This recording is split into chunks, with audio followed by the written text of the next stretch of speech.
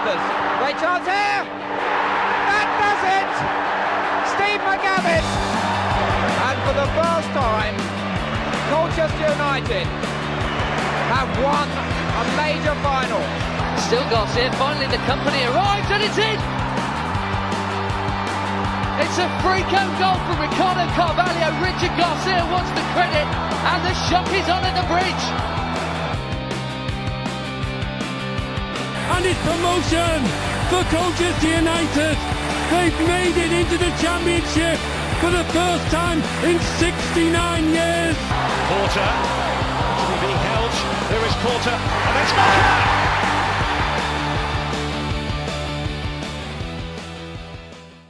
Hello and welcome to Beyond the Barside, the podcast that covers all things Colchester United. I am Aaron J. A big thank you to those tuning in over on Apple, Spotify and YouTube. Doing us a big favour there, but no bigger favour than those sharing the podcast on social media over on X, Instagram and Facebook. And it has been an eventful week for Colchester United as we are reeling in the immediate news that the SAC group, headed by João Xavier, which included Brazilian legend Alexandre Pato, will not be purchasing Colchester United. Robbie has decided to explore other avenues, whereas on the pitch it was a bit more successful. A few more things to cheer about as Colchester United ran out 2-0 winners at home to Shrewsbury, and over on the women's side the U's were impressive with a 4-1 win at home to Needham Market. But we're going to start with that Shrewsbury game where I was joined by Si, Dave and Jonathan Waldron to reflect on that performance. Welcome to Beyond the Barside. I am here for the Shrewsbury review and I'm joined by Si, Dave and John Waldron. How are you doing, guys? Good, thanks. Thank you very much. Lovely stuff. And of course, it's always good when we can review a win, when we can review 3 points as the U's beat Shrewsbury 2-0 at home. Si, Will Goodwin opened the scoring after a lovely ball across from Samson to Vide. Last week, Dave made an argument of the service to Will Goodwin hasn't been great. The service was much improved. He gets a goal. Do you think it's a fair point that Dave made last week? Oh, definitely. Because you can only score goals. The ball's going to be in the right position. The ball comes to you at the right time. And it was a tidy little finish by him at the near post early in the game. And there's no sign of any nerves or lack of confidence from him. He was able to take it first time and put it past keeper at his near post, which is really good. Obviously, the ball from Samson was nice and slick. But the main person I think deserves the credit for that is Rob Hunt. The fact that he was able to chase down a ball that I think the majority of players would see as a lost cause and just give up on, especially early in the game, just let it go out for a goal kick and then just see what happens. We didn't know, chased it down to the byline, won the ball back strongly from the defender, gave the ball to Samson, who then obviously provided the assist for Goodwin's goal. So it was a nice start to a game. I think especially with all some of the maybe negative social media stuff from Samson over the last sort of transfer window, which rightly or wrongly people have picked up on. And so, yeah, it was good for him to get an assist early and put like that to bed and get the crowd back on side and boded well for the rest of the game. It got us going, didn't it? It certainly got us going. And Danny made the point, as did Dave last week, that the service, particularly from the wide areas, wasn't as effective as it could have been or as it should have been, really.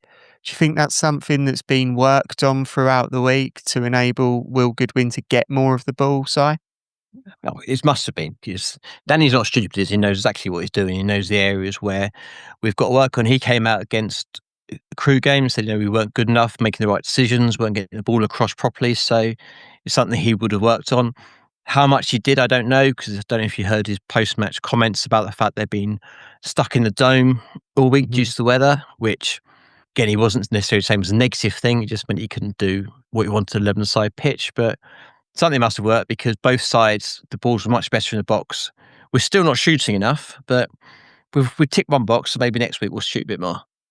Shoot a bit more. Dave, there was quite an incredible and impressive shot from Arthur Reed to make it 2-0. How much did that settle the nerves in the stadium? Well, we needed it, didn't we? And what a goal. Yeah. What a goal. It's one of those, as soon as it left his foot, you're thinking, oh, is it going to go?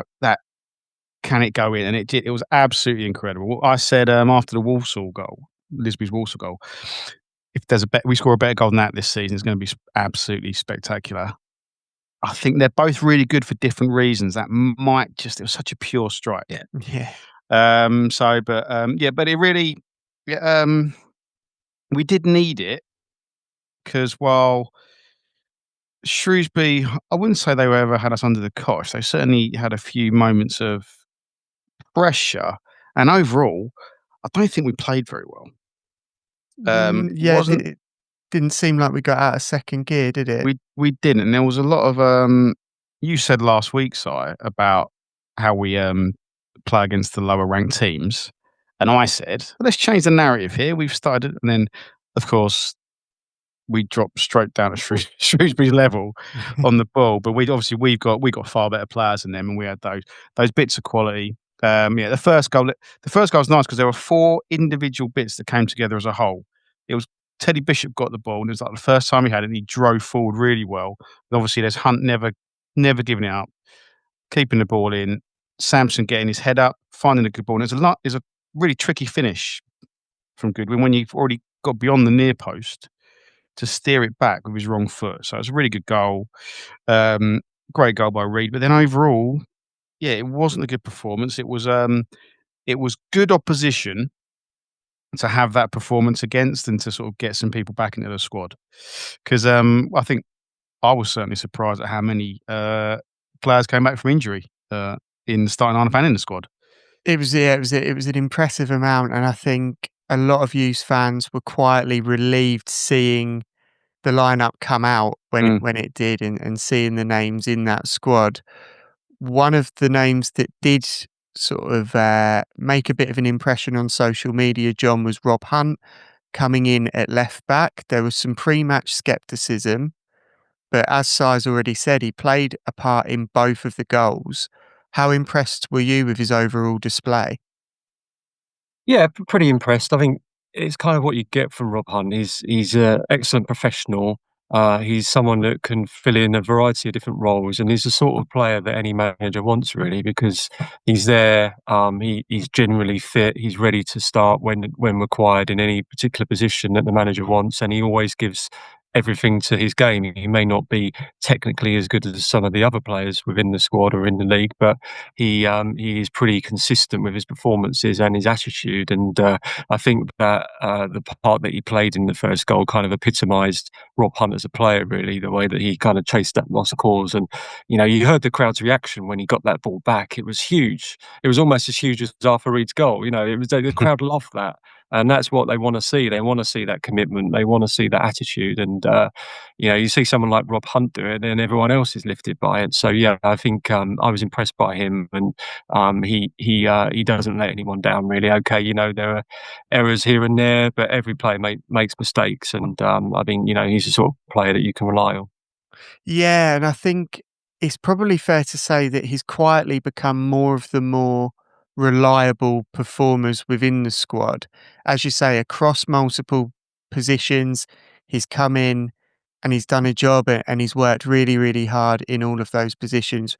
Is it fair to say that, every squad needs someone like Rob Hunt in it to be successful? I think so, yeah. I think that's a really good point. I think there are certain players that grab the headlines, and we've seen that with people like Micah and Kyrese. But there are also certain players that perhaps go under the radar with their work rate and their commitment, and not only sort of during matches, but also off the field as well. As a sort of player that you want around your squad on a training day, to set the standards. And experienced pros won promotion a couple of times. Things like that really count for a lot, I think, within a squad. Mm-hmm. Yeah, and it's certainly, when you're looking to sneak into the playoffs and finish at that upper end of the table, having someone with the experience of getting promotions, as he did with Leyton Orient, is invaluable, because they've been there and they've done it. Si, the substitutions gave the U's a few more options. Barbruk and Akachukwu both involved after coming in in January. How refreshing is this squad compared to recent weeks? It's big, isn't it? The change, I think, when the team lineup came out with the fact that Bishop was back, the other guys who dropped down to the bench at Crewe were back in the lineup, and the fact that Tom Flanagan was on the bench, three new signings were there. It almost gave us a bit of a feeling we've actually got a bit more squad depth now, and we've got people we can fall back on. We're not plugging the bench with players that are fit, but actually putting the players on the bench that we know can then do a job and come on in a certain position to back up a certain player, etc. I think the Teddy Bishop one was planned on 60 minutes just because it was his first game back. They wanted to get that 60 in him, bring obviously Barbara Con. We know what he was about after the Crewe game. So, yeah, it's now a case where I'm quietly confident with the players coming back, especially if we get Ellis and Harry Anderson back by end of the month, and then obviously potentially Embick even sooner, that suddenly we've gone from having a depleted squad to a squad where I think players are going to be left out who are very hard done by to be left out. Yeah, I was thinking actually, I said to the boys, if you take out Ellis and Embick, that was arguably pretty close to the first 11 that was there on Saturday. You know, obviously, maybe you'd have Anderson in on one of the wings for maybe Samson or Kyrese. But yeah, we've gone from that starting 11 at Crewe that none of us saw coming, and I don't think any of us saw the starting 11 on Saturday coming, but for a much more positive reason. It was, you know, we're starting to look really strong. And I thought the subs all contributed. Didn't really get much time on them. It wasn't the sort of game, I don't think, for Akachukwu to really get on the ball and get a bit of time and space. It was just one of them. I think we can probably ignore the second half. I don't remember anything that happened in the second half. But he looked confident. He looked like he really wanted the ball. So yeah, hopefully another good addition, so it looks like. Yeah, they both, as you say, came into a game that was pretty much done and dusted. Maybe if Shrewsbury get a goal, you know, they're sprung into action a little bit more than they needed to be, but the game sort of seemed to be done. But in terms of Teddy Bishop being able to come off for someone who is a central midfielder is huge for us, and it really does show quite how depleted that squad was in the lead up to January. But it certainly seems a lot more positive. You said, Dave, that the second half was uneventful in your eyes, and there aren't many things that you can remember. There were a few moments of edge to the game. One notably was Kyrese Lisby's booking for throwing a ball at someone. I thought he played well. I thought he gave a good account of himself. Do you think things like that show a bit more bite within the group? Yeah, and I think that one specifically, he was wiped out by that guy 2 or 3 minutes just before that, and he should have been booked. It was a real intentional just to stop me. It was a lovely turn. He was taken out, and it was that. And it's all players need a bit of that. It was, you know, the referee had to book it. He threw the ball at him. There was no point argument. Blank as well. Yeah, there was no argument. The funnier one, I don't know if you could see, it was right in front of me in E7, was towards the end of the game. The ball boy has got a rush of adrenaline and lobbed it over Kane Vincent Young's head. And Kane Vincent Young couldn't get it. And the referee's gone, and the referee booked him for time wasting. I think he just looked around and saw Kane Vincent Young doing that thing that a lot of players do, where they sort of let the ball run past and go, oh, I didn't realise it was there, and he's booked him. Yeah.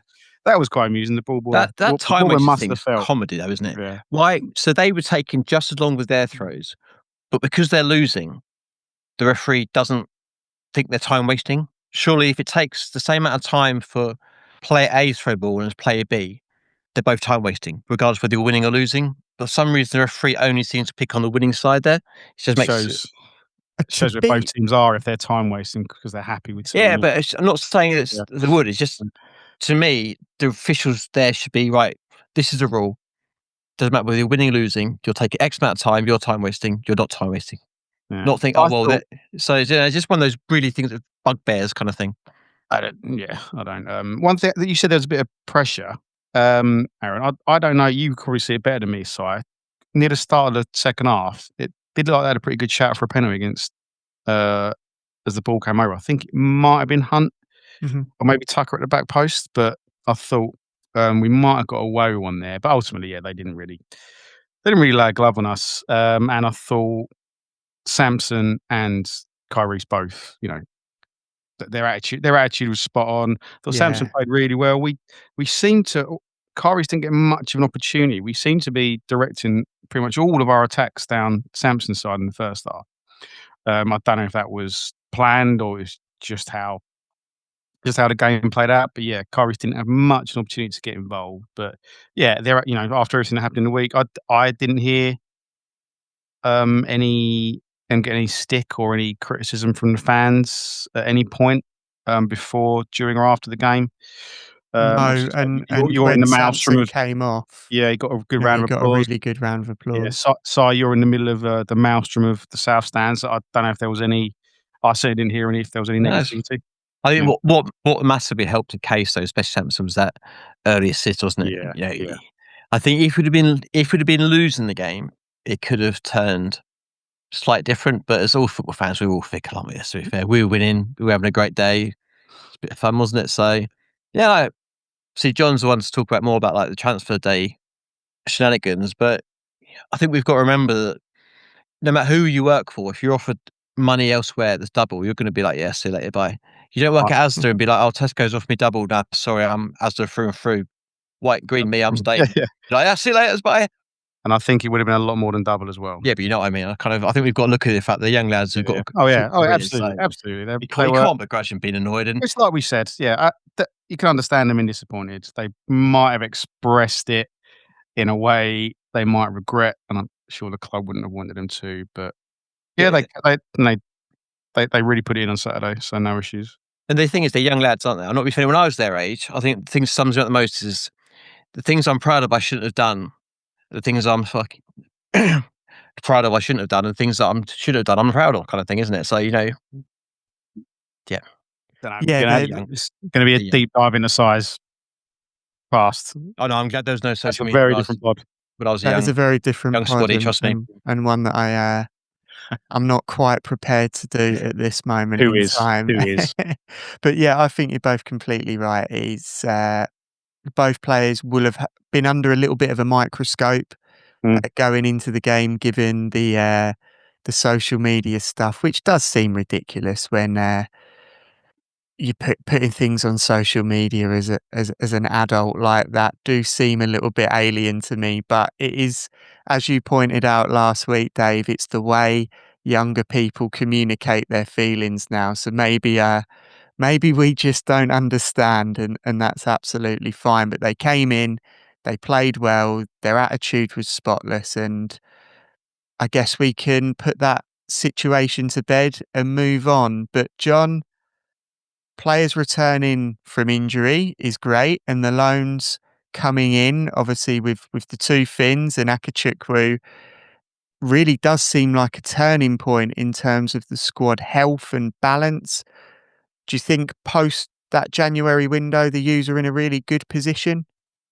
Yeah, absolutely. As you say, players coming in, but also not losing anyone, which is so important. I think Danny said it himself. I think most of the fans said it. Look, if we can get through the window without losing any of our key players, it's almost like signing some really good players. It's almost as good as that or if not better, because, it's essential that if you are going to achieve anything in any season, you have to have your best players at the club.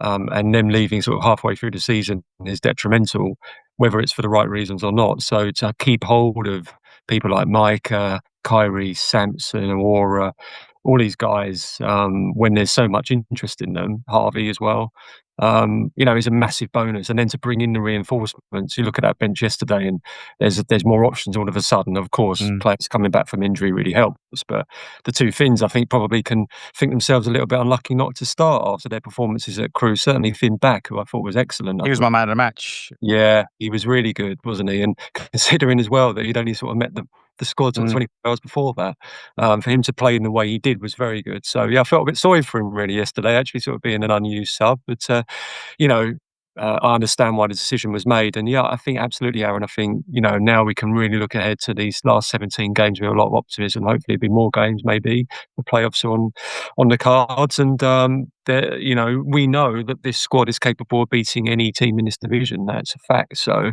if they can perform at their potential in every match, then there's a really good chance that they can achieve something. Yeah, and it's a great outlet to have in terms of thinking positively, because we've spoken about it multiple times throughout the season that our best 11 is a really good promotion chasing 11, and the reinforcements and the players returning from injury can only strengthen that case. But when we spoke earlier in the season, John, we spoke about the deadline day and the fact that it was a bit of a quiet one for you at the time. Only Micah came in, and that was pretty much it. You did a blog, a live blog throughout the day, and there wasn't much for you to share. Whereas this time, a bit more to share in terms of players going, they're not going and staying, and a few more rumours floating about, and obviously Romeo Akachukwu coming in as well. Were you impressed overall by the business done by the U's, and was it a bit more of a better day for you compared to last time? Yeah, I think so, Aaron. I think I think probably said last time that we have to take any discussion about a transfer window at Colchester United at the moment in the context of the situation overall within the club, and that is taking into account the takeover possibility, the fact that Robbie is looking to sell, therefore the budget is affected by that, and therefore the signings that they make is all inextricably linked to Hmm. what Robbie is doing at the moment. And so Danny knew that, there was probably an unlikely scenario that he would be able to bring in players for fees. It would have to be loan players unless anyone left. And even then, if players left, it might still be difficult to pay for players to come in. So they've brought 3 loan players in. I think realistically, that's probably what they were looking at. I know Danny was maybe thinking a left back might have been good as well, but you've got Kane who can play both sides. You've got Rob Hunt that can play both sides. Players that can fill in there, and hopefully Ellis will be back soon as well. Finn Back's come in as cover, so that's a good area that they've got covered now. I think that, as you said there, Barbrook's coming and Romeo as well. They've got a good cover all over the squad, especially when they got these players back, and of course they haven't lost anyone. So I think, generally speaking, having sort of finished that blog on Monday night, I felt really relieved, probably like you guys, that we kept Yeah. players, and to me, that was a pretty much a successful day, really, for Colchester United. The reasons behind those bids being declines, we may find out in due course in the months and years to come. Perhaps maybe it's not that apparent right now, because it's kind of gone against the way that Colchester United have done things under Robbie Cowling over the years, where he'll give a young player an opportunity, they'll play a certain amount of games, and then when the time is right for the club and the player, they'll move on. And we've seen with Samson, it was close in the summer, it was close again this time. It hasn't happened, so we'll wait and see on that one. But the fact that they're all still Colchester United players, I'm happy about right now. Yeah, I think we all are, aren't we, in terms of keeping those key players that really could be an instrumental factor in Colchester's fortunes this season. But you did mention a potential takeover, John. You broke the story initially that Alexandra Pato was at the JobServe Community Stadium. That snowballed into quite a significant story with multiple national and international publications wanting to share that story, wanting to speak with you about that story. And I was really pleased that when I was sort of seeing, Sport Bible and Talk Sport and all of those sort of larger social media based publications, I was really pleased to see that they were sharing your name as the person breaking that story. What was that for you? What was that like for you professionally, sort of seeing quite how crazy everyone went for that story? Well, thank you for your kind words, Aaron. I think it was pretty overwhelming day, actually, I have to say, because I've never covered a story like that before. There's been plenty going on over the 20 odd years that I've been covering Colchester United, but I've never really had a day like that because of just the sheer amount of interest in it from such a wide range of people and organisations. And it really at the end of it, I felt quite tired, but also really chuffed actually that Colchester United were getting this publicity. That Colchester United, I'm not saying it's because of me, I'm saying because of Pato and so on. But the fact that Colchester United was in the limelight for the right reasons, I think, and it really kind of it gave a really positive impression of the club that this superstar from Brazil, this player that everyone had heard of, wants to invest in Colchester United, wants to put his money in it, and therefore, if he does, then hopefully loads of other people will as well. And who knows what's going to happen? And it just felt really good that everyone was talking about the club in such a way, and I felt really excited actually about the potential that this has for Colchester United. So,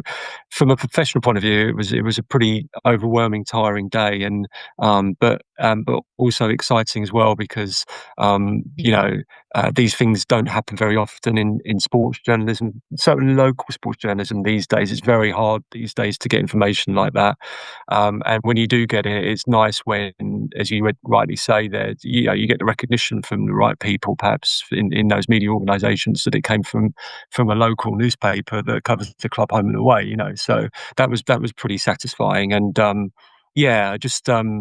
just really interesting kind of developments for everyone, I guess. And I'm just as excited as you guys are.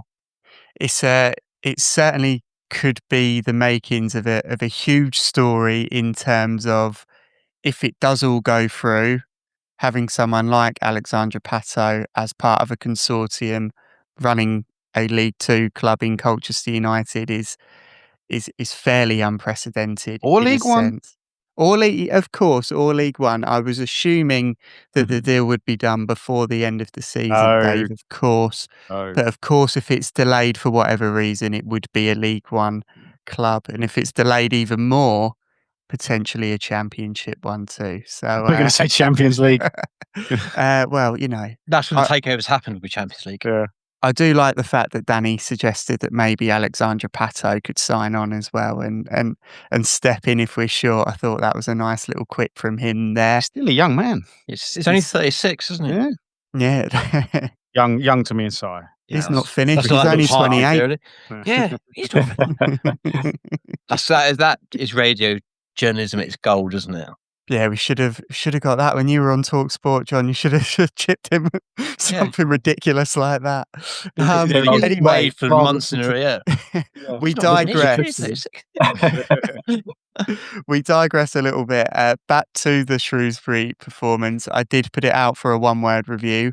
I got a few back, not as many as we usually do, but then again, I've forgotten the last 2 weeks, so it probably serves me right. Phil went with enough. Nathan went with focused, Emma went with sufficient, and Stuart went with ball boy, as you've already touched on earlier, Dave. Si, what's your one-word review for that performance? Average. Average? Yeah. Again, it's one of those games where, we went there, did the job, nothing. So it's not going to live long in the memory, is it? But we got what we wanted out of it. And I think if people hadn't come back from injury, it wouldn't be even less talking points. Okay, fair enough. Dave, what are you going for? I'm going to use the word convenience, because it was a very convenient opposition to have when you didn't play well. You got big players coming back, get some minutes in their legs. So yeah, it was a very convenient Shrewsbury team for us to play. Mm-hmm. And John, what are you going for? Yeah, I would say probably competent. I think they did the job. They did what they needed to do. I think I agree with you. Shrewsbury were not one of the best sides we've seen at the stadium this season. I think it's fair to say. But we have to remember as well that this was only Gavin Cowan's second game in charge of the club. And when you get a new manager come in, you generally get players looking to impress that new manager. And so therefore, even though the quality probably wasn't there from the visitors, they did put the effort in, and they did try and make things as hard as they could for Colchester United. So I think the early goal really helped yesterday, because had that not gone in, things as Si perhaps alluded to earlier with Samson, I think maybe the nerves start building against a team that's sort of struggling against relegation. When you get the early goal, it just relaxes everyone, and then Colchester could play their football a bit more and just do what they needed to do. And then the second goal before half time. So it was a non-event really. The second half, I don't think I probably wrote a couple of sentences literally in the second half. Yeah. There's nothing to write about. I think but yeah, that's did we do great. anything? I mean, We made I think Lisby subs. put one over. We made some subs, and a ball boy launched the ball over Cambridge Young's head. I can't remember anything. I didn't even write that bit down. All I did was Romeo's debut and Falcon coming back. So yeah, That- I That have was the two positives for me. Lisby throwing the ball, the subs, and Aurora Edwards firing a ball across for Lisby to put over the bar. Okay, Other yes, than- I'm glad. Other than that, Yeah, not a lot. I'm glad we don't do this professionally. So, John, well done. Yeah, John's job is well and truly safe. I can make that clear. Guys, it's really good to chat to you, and thank you for sharing your thoughts and opinions. And we will be speaking a little bit later on as we preview the Barrow game. Cheers, guys. Huge thank you to Si, Dave, and John there. And we will be looking ahead to the Barrow fixture as the U's travel all the way to Holker Street to face an out of form Barrow side. And I was joined by Give 'em the Beans fanzine creator and contributor, and also host of the Spilln The Beans podcast, both very good Barrow related pieces of content. Jonny, didn't get to chat to Jonny, but Jonny did send us a WhatsApp to share his views ahead of the game. Hello, good people of Colchester. Jonny here from Give 'em Beans, the Barrow AFC fanzine. Yes, that's right, fanzine. I suppose some of you old listeners might remember them. We still have one, and we print that every couple of months. And I think I spoke about this actually last time I was on. And since then, we've had the great honour of actually being awarded the Fanzine of the Year at the illustrious Football Supporters Association Awards, which was quite a treat. 1 minute we're on stage collecting that award, and next minute Declan Rice is on stage collecting Player of the Year. So yeah, quite a surreal experience, and certainly a highlight off the pitch in what's been a dreadful season on the pitch. And if you do want to get a bit of a feel for that and where our heads are as a fan base, check out our podcast, which is Spilln The Beans. You can get that on Spotify, Apple, all the usual pod things, or head to our website, givenbeans.co.uk, and it's got links to everything in there. So, but yeah, prepare yourself. It's a pretty tough and sweary listen, as things aren't good for us at the moment, as you can probably tell by looking at both the league table and the form table. We've just dropped off a cliff. We started the season with Andy Wing with a little bit of promise. You know, Andy Wing came in last, I think it was around sort of March, maybe this time last year, and really transformed our season. You know, Stephen Clements before him, and you remember from Gillingham, Ray Clements' son, just kind of took off at the beginning of the season and just dropped off a cliff, and he ultimately lost his job. And we brought Andy Wing in from Solihull, really promising National League manager. And yeah, like I said, he was doing well. We really turned our season around, and we actually finished our season, as far as the form's concerned, up there in a kind of more playoff type of realms, even though we ended the season, I think, around about 15th.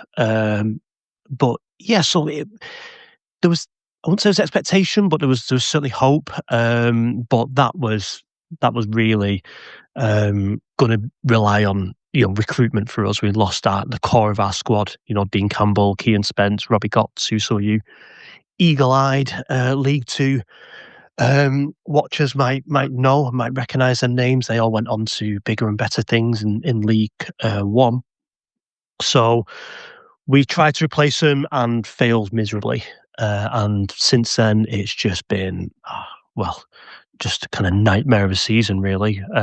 Andy Wing lost his job around November. We spent, I think it was about 4 or 5 games with an interim manager, Neil McDonald. That was disastrous, although we did pick up a surprising win on the road away at Tranmere. I think it was 3-1 that night, battered them.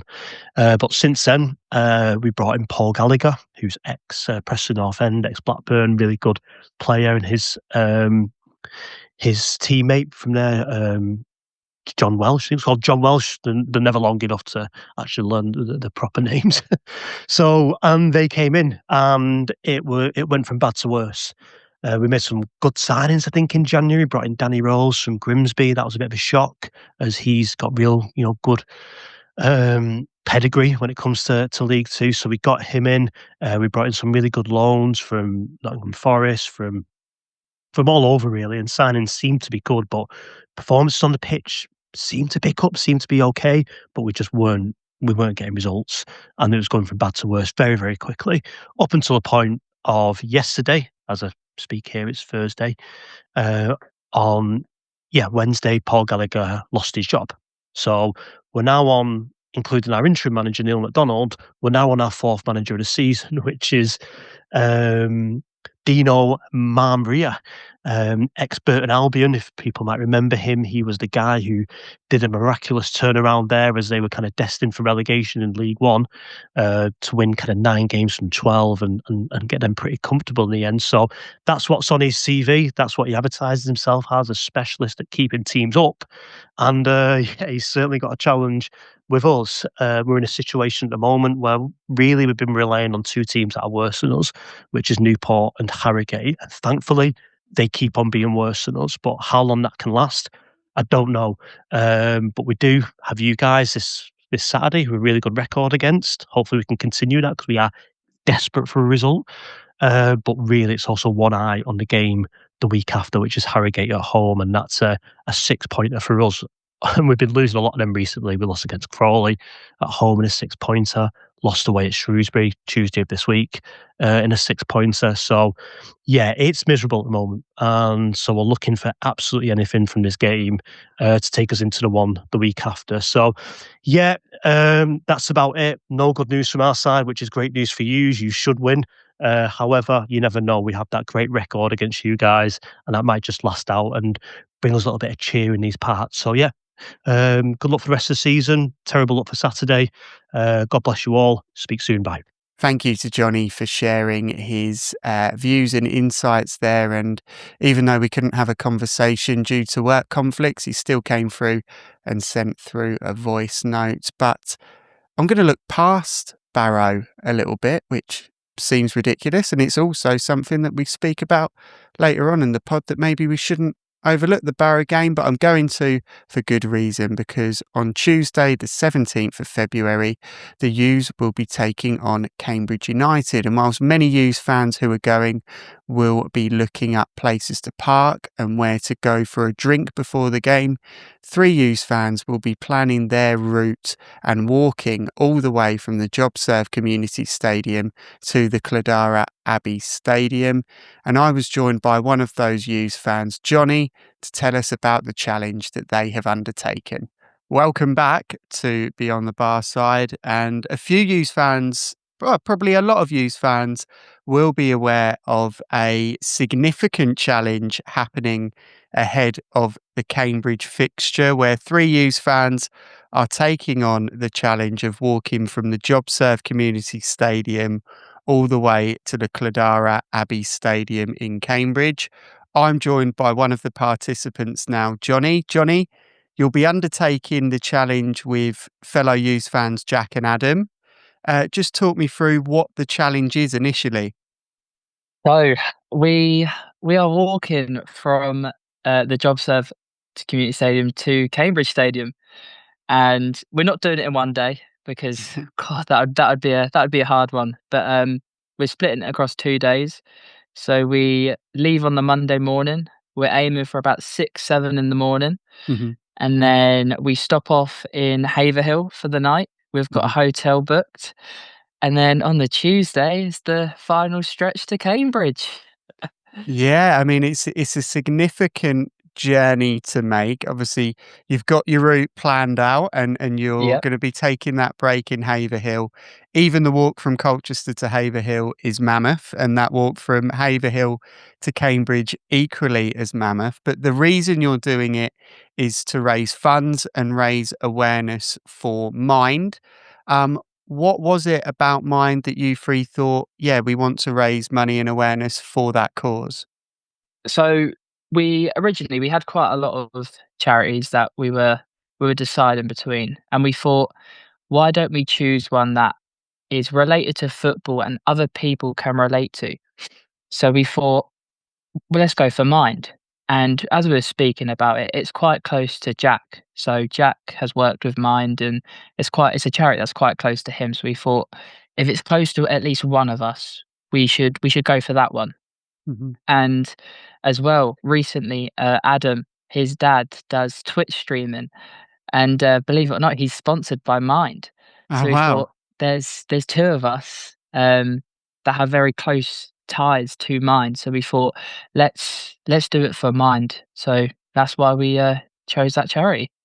Yeah, and the work they do, obviously you said that there's some ties to you three, but the work that Mind do is really substantial for a lot of people. And you mentioned that it can affect football fans and visitors and supporters of Colchester United may well know that the good work that Mind do, but also people that have no affiliation to football are accessing Mind's resources, and there's loads of them, and they do lots and lots to support people with their mental health. But it's something that I noticed, particularly when you announced that you were doing the challenge, is the plethora of support that you got from Colchester fans. You know, everyone was really behind you and recognised that you're doing it for an incredibly worthwhile and worthy reason. Um, do you feel like the median of football has supported people in opening up a little bit more recently? Yes. So if we were to go back 5, 10 years ago, or even a couple years ago, mental health wasn't spoken about.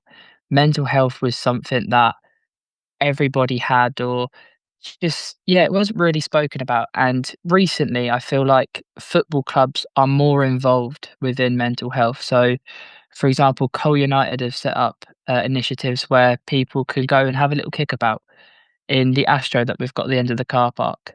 Like little things like that support people and help people to open up and speak to others. And I don't know if you were aware of the Norwich and Brighton adverts Hmm. of the football fans, and we thought that's quite relatable to people that we have in our fan base. Hmm. And we thought men don't talk about mental health because there's a stigma around being called a wuss or not being manly enough to Hmm. speak about it.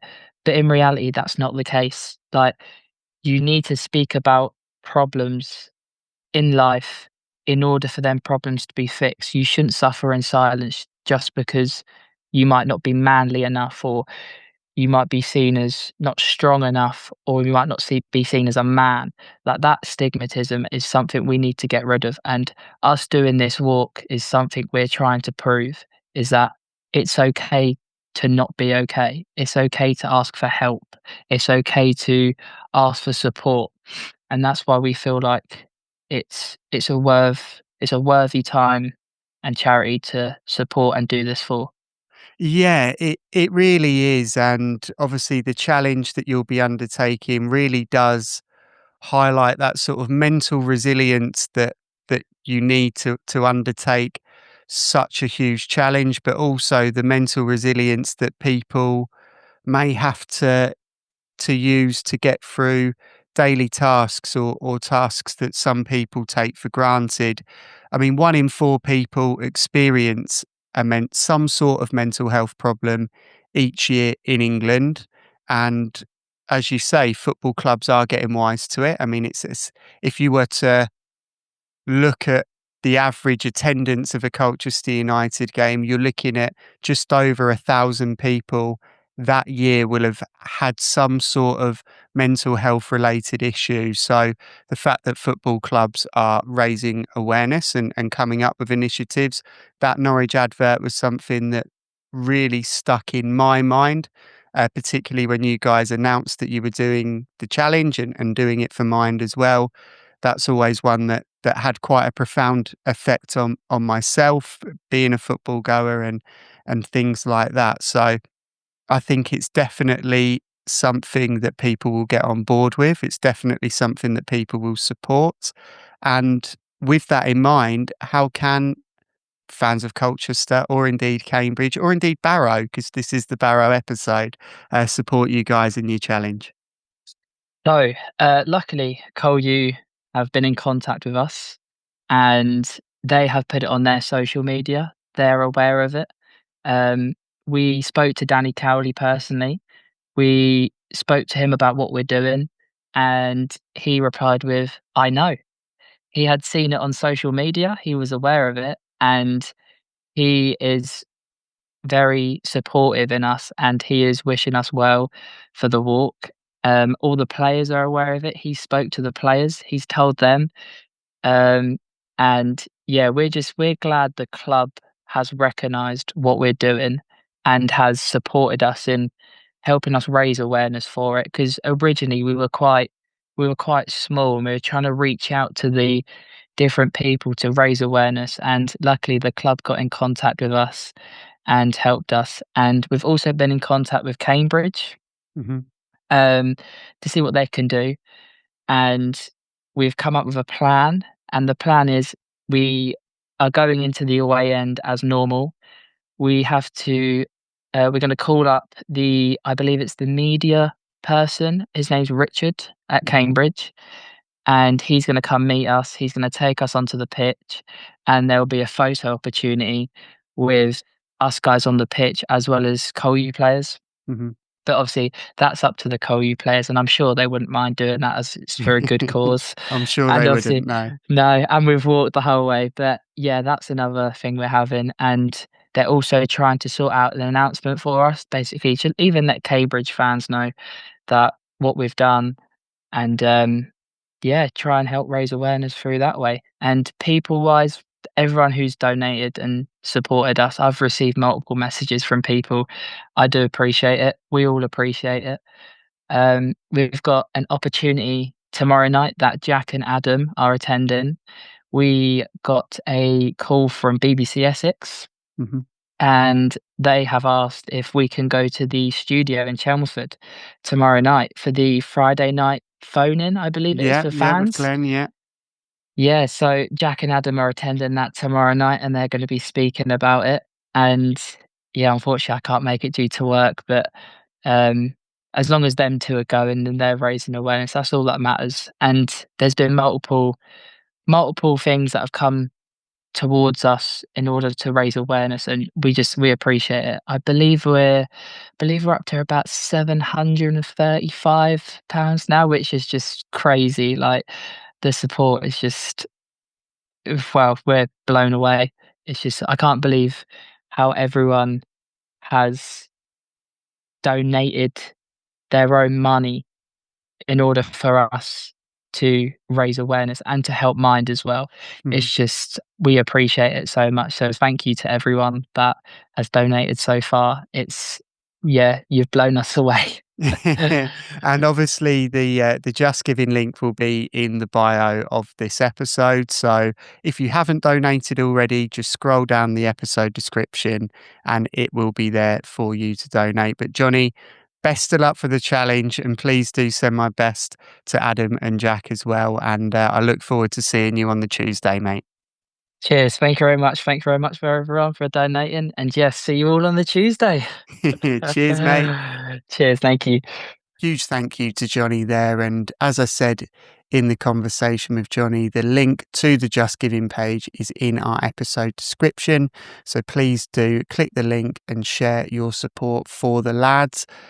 And of course, I said we shouldn't overlook Barrow, and we will not, because I was joined once again by Si, Dave and John to look ahead to that Barrow game. Welcome back to Beyond the Barside, and of course the opposition view isn't the only view that we look to ahead of the game. The U's are playing Barrow on Valentine's Day, so it's going to be a very romantic affair away at Barrow. Si, Barrow sit 21st in League Two. They've lost 5 on the spin. Is this a classic danger game for Colchester, or is it a foregone conclusion? There's no such thing as a foregone conclusion in League Two. I don't think whoever you're playing now, we've got to go there with our game plan, be on it from the off, stick to how we want to play, and not be dictated to by them playing a certain way, and then drop down, as we've alluded to, how we sometimes do, to their sort of level or their game plan. on paper, it's almost should be winning. They've only won 6 games all season, so you'd like to think we could go up there with a chance. But there's always the big but with Colchester. We've got to do things our way and stick to it. We can't be dictated to. As long as we do that, everyone's firing, then we shouldn't have too many dramas. I'm confident we'll come back with all 3 points. Yeah, I think traditionally, with it being Barrow as well, they tend to be a little bit of a banana skin for Colchester in some ways. But, you know, we're a side that have beaten some really good sides this season. And we're also a side that when we've made the assumption of, we've beaten X team, so we'll lose to Y team, we've ended up winning both games. Conversely, we've thought that we're going to go and beat a side 4-5-0 and we've ended up losing or drawing the game. So I think you're certainly right in a sense of there are no foregone conclusions. I'm a firm believer of anyone can beat anyone in League Two. Well, Harrogate beat Cambridge, didn't they? Exactly, and Cambridge No one very saw it. rarely concede this season. You know, they've been defensively a really sound side. So for Harrogate to beat them really does sort of prove that point. I really feel like we're in a good position, but obviously you don't want to take that for granted. Dave, Barrow did beat the U's 2-0 earlier this season. Does that result carry any relevance now? I don't think so. It was, and thinking back to that match, we actually played well. If you remember, we created a lot of chance. It was in that period where we were creating chances and not converting. So it was the start of that home run. I think it was Barrow, Crewe, and Bristol Rovers maybe where we battered them. Yeah. And ended up getting 2 points from those 3 games. Yeah. And it was just before the turnaround with Chesterfield. And so, yeah, I mean, we showed we're a bit today. You know, fair enough. They came, they took their chances. They'd have been thrilled to get away from that game with anything, let alone a win. So, but I don't think it's really relevant now. We're very different. They're quite different. They've made a few attacking signings in the window that haven't necessarily fired yet, but you don't know. They're on a bad run of form, but no, I think Si's absolutely right. We just need to play our game, and we're a far better team than them, and we'll get the result. I think the one thing I think the main danger is potentially looking too far ahead, because after the Barrow game, so obviously we expect to beat Shrewsbury. We did not a fluent performance, but that happens, especially this time of year. We would and we should expect to beat Barrow, and then the next 3 games: Cambridge away, Barnet at home, Salford at home. 3 really big games. So I think the danger is just not looking. Let's be really focused on Barrow and not look too far ahead to those games, because I think if we do beat Barrow, because after we had that hiccup with Grimsby.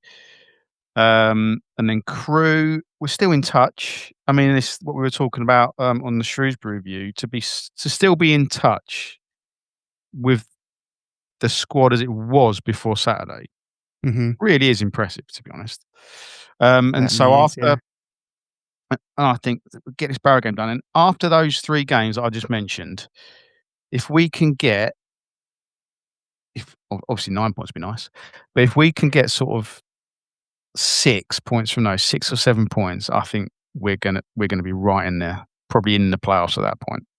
It certainly keeps us relevant, doesn't it? And I think you're quite right in terms of not getting ahead of ourselves and taking each game on its own individual merit will be really important for Colchester. And looking at the bigger picture, I think taking those games individually really will be a really good plan in terms of seeing how Colchester United can gradually eke their way up into those playoff places. In terms of Barrow, John, they did bring in Paul Gallagher to replace Andy Wing in January. He hasn't got any points on the board yet. Are they a side still very much in a transition, or do you feel like there's potential Paul Gallagher to start to feel a little bit of pressure from the fans?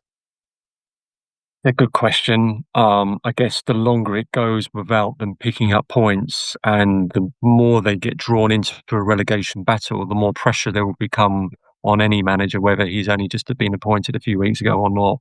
I was slightly surprised Danny Wing went. I know he had a bad run of results, but he always struck me as a decent manager. And as we saw when he came to Colchester and got the result, and okay, yeah, their form hasn't been great, and it wasn't under him, but I always felt that he was a manager that could. I mean, what are Barrow's expectations, right? I mean, do they want to get promoted? Do they want to consolidate in League Two? What do the fans expect? Because the crowds they get there and the budget that they have is, from an outsider's point of view, you think, well, staying in League Two is an achievement for them, really. But it's a tricky game. It always is up there because of the distance, I guess. And I've seen a variety of different performances and results for Colchester over the years. I'm sure these guys, last-minute winners, and defeats, other stuff going on off the pitch, which has not been nice. But I think Dave's right. I think if Colchester go up there and perform in the way that we know they can, then there's no reason why they can't get the result. And the key is not to think too far ahead, because that Cambridge United game is a really appealing one to, I'm sure, many Colchester fans who will be going on Tuesday week. But they have to focus on this Barrow game because it's crucial. There's only 17 games left, so every game right now is really, really important in its own context. They certainly are, yeah, and you've put that in a far more eloquent way than I did a couple of minutes ago, because you're completely right. Every single game matters, and if you start discounting certain sides due to their form or their league position, those are the games you come unstuck in, aren't they? I think. So, despite their league position, I mean, 21st in League Two, Barrow do have some experience in their ranks. They have bolstered their side as well during the window. How important is it for Colchester to manage those players? That's important in any game. So you can't get away from that fact. But I think with this season, especially, we've kind of got the stage where we're not necessarily worried or bothered about who the position players are, knowing that we can go there and do our thing and that will produce the results we want, rather than as we did in previous seasons where we changed formation, lineup, setups, how we played game to game to game, almost going there to play against the team rather than play our way and make them pander to us. So that's been a very big positive change over the last 18 months. So although they've got the experience, I think they're going to have to worry about using their experience to combat us, rather than us being worried about combating their experience. Yes, I think you make a really good point there. I think the only worry I tend to have when you're facing a side that do have those more experienced heads there. I know Niall Canavan is there in the back four, although he didn't play at the weekend, and Raheem Harper, who's got loads of EFL experience, sort of a little bit higher in the Championship and League One as well. My concern when you play sides that have those players in them is that they have ways and means of dealing with our threats, and you sort of call them the dark arts a little bit, don't you? There's ways that they can deal with players like Kyrese Lisby, like Samson Tavide, that potentially put those players at risk a little bit. Kyrese, he's going to get kicked, isn't he? If you're a more experienced, potentially older pro who doesn't have the pace that Kyrese Lisby has, you're going to resort to being a bit more physical.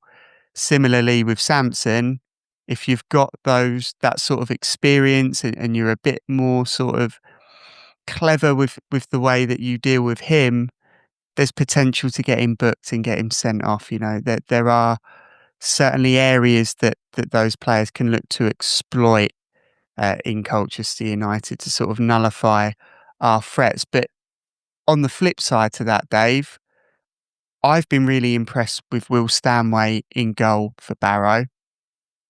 fantastic goalkeeper, has probably kept them in more games than he could have. Yes, they've lost, but potentially could have lost by far greater margins if they didn't have such a good goalkeeper. How important is it to have just a good goalkeeper? It's obviously the centre backs and the keeper between sort of a base for the whole team. We saw last season how it sort of carried us to the brink of the playoffs. Really, the strength of the back. And one thing Danny said when we went to meet him at Florence Park was the issue with when he first got there, Owen Goodman in goal. Communication, that he said there was a disconnect between the goalkeeper and the defence, and we saw that pretty much on a weekly basis back then. And it just goes to show sort of having that experience and how important communication is in a goalkeeper's armoury. Because technically, physically, Owen Goodman is a really good keeper. I mean, he's playing in league, playing for Barnsley now, but not having that. I mean, he saved those 2 penalties, didn't he? In Sutton and Morecambe. But he threw a few in. He threw a few in as well, didn't he? So I think it all evened itself out in the end. But no, that'll be a real. I mean, and one of the differences. I mean, Harrogate, their keep Belshaw, who always has a worldie against us, he's just gone to Notts County. Notts County have picked up, obviously, after we played Notts County, their keeper was persona non grata. Yeah, he's gone up to Scotland, isn't he? And did you see the first thing he did in his first game in his new team? It was hilarious. It was even funnier than letting Will Goodwin go under him and not picking the ball up when it was in the area, just kicking it to Harry Anderson. But I mean, it's going to be difficult. But I think we should expect to create a lot of chances. There was a bit of against Shrewsbury. There was, I think, most of it was a bit of rustiness. With the players coming back, just getting that feeling of playing again together, we have to expect to win these games, because of the players we've got. And I'm just going back to your point about the experienced players. I've said it a couple of times, and John, I don't know if you agree. This first half season, I've been really impressed with how much Sampson has matured. He's not getting involved as much with the silly bits, letting people goad him. He's learning how to stand up to it now and not let it affect his game.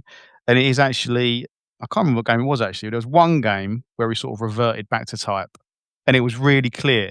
I can't remember which one it was. Is that Crawley? It might have been. Yes, I think he was getting into in the far corner, wasn't he, with the crowd? But it really stood out because he's done so well with it this season. So that's something I've been really impressed with Sampson. John, I don't know if you noticed the same. No, totally agree, Dave. And it's a fine line for Sampson because obviously his physicality is one of his main strengths, and defenders know that. Defenders and opposition teams do their research; they know exactly how to wind him up and so on. And it takes a strong character and a strong personality to bat that back and to ignore that kind of attention, and to just concentrate on your game. But I agree with you. I think I've seen that this season in Sampson.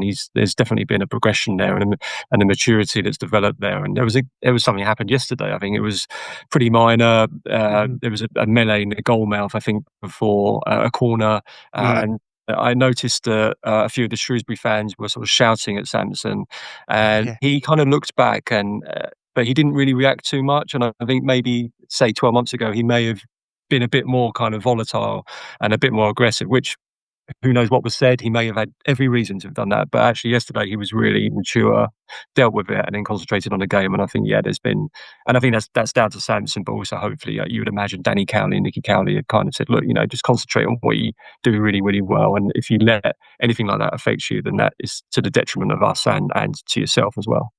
Yeah, he sort of just smiled at them. I don't know what they said to him, but he just sort of grinned and walked away, which, as you say, 12, 18 months ago, that could have been a bit more of a volatile situation. So all credit to Sampson for that sort of growth and stuff like that. So, it's always good to see. But looking ahead to the Barrow game, John, obviously you've said you've seen all manner of games there over your time covering the game between the two sides. The distance always does sort of create an air of uncertainty because it is so far away. But how do you see the game going at Harker Street?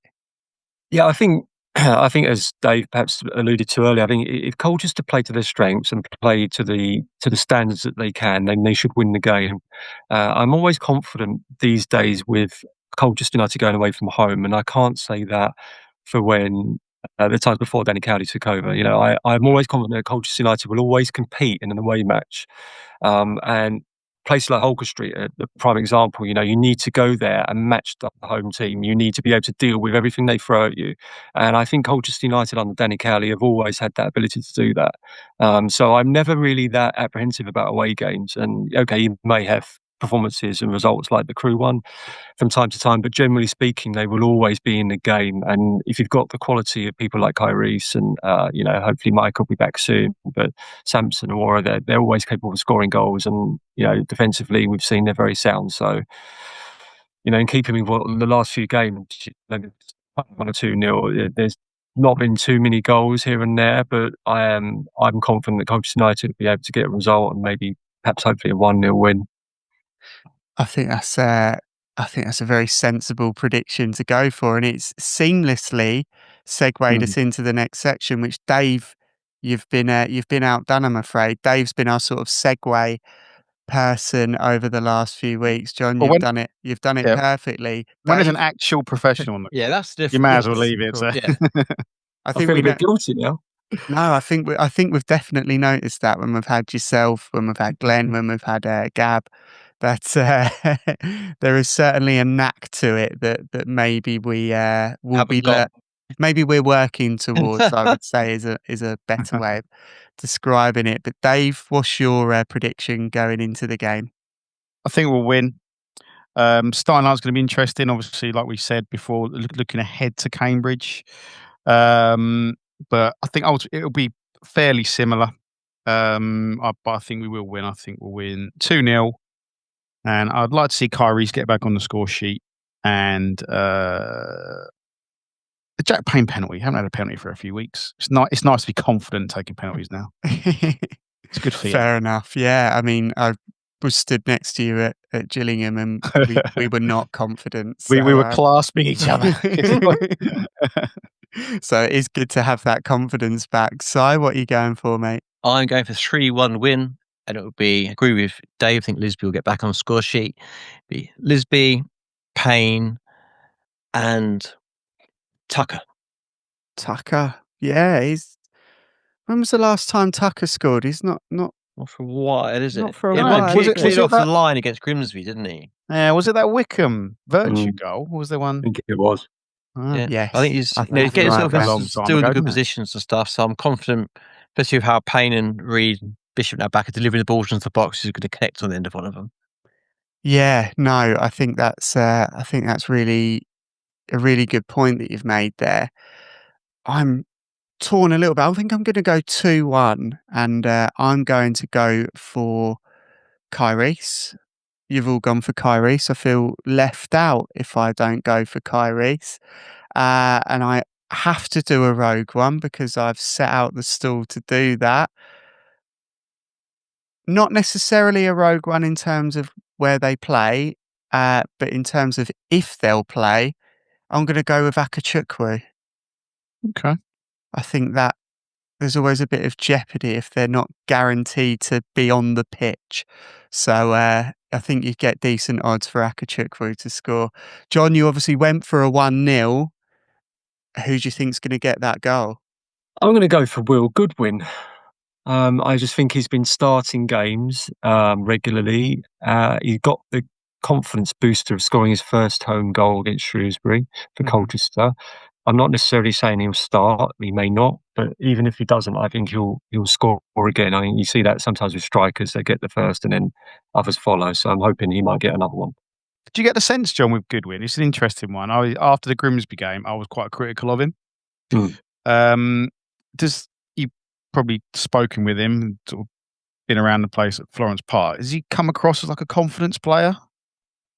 Yeah, absolutely. Okay. We interviewed him after the Shrewsbury game, and he. I think it's the same with most strikers, really. That if you're playing and you're scoring, then that confidence is apparent. But if you're not, then it can be an issue, really, because you're finding yourself out of the team, and it's a situation where you're lacking a bit of confidence. So I think the fact that he scored against Shrewsbury will be a massive thing for him, because that's sort of a milestone for him, getting that first home goal, the fact that he's been starting games regularly, he's started 3 in a row, I think now. So he's had this difficulty of the injury earlier in the season, and then Micah came in and did really well, and he's found himself out of the team. But now the manager's sort of had a bit of faith in him, and I think that can really help his game. So yeah, hopefully that he'll go on from it. It could have been really easy for Danny as well, just to go with Samson down the middle and bring a Aurora in on that wing. So the fact that he's stuck with Goodwin shows that he has faith in him. And as you say, most strikers are confidence players in a way, aren't they? And if he'd have been taken out of that starting 11, what would that have done to his confidence? And the fact that we've persevered, I think, has been really good for Will, Goodwin, and really good for Colchester. If he can start performing and start scoring goals, the need to get Micah Embick back into the squad all of a sudden isn't as important as it was. So yeah, definitely. I think Will Goodwin could potentially be a player coming into form, and I hope you're right there, John. But thank you very much, guys, for sharing your thoughts and opinions going into the Barrow game. And hopefully I'll talk to you all soon. Oh, cheers. Thank you very much. Cheers, guys. Thank you. Cheers, guys. So there you have it. That was another episode of the Beyond the Barside podcast, done and dusted. A huge thank you to Si, Dave, John, Jonny and Jonny for their thoughts and contributions. And a huge thank you to you for listening or watching. Up the U's, and we'll see you soon. Cheers.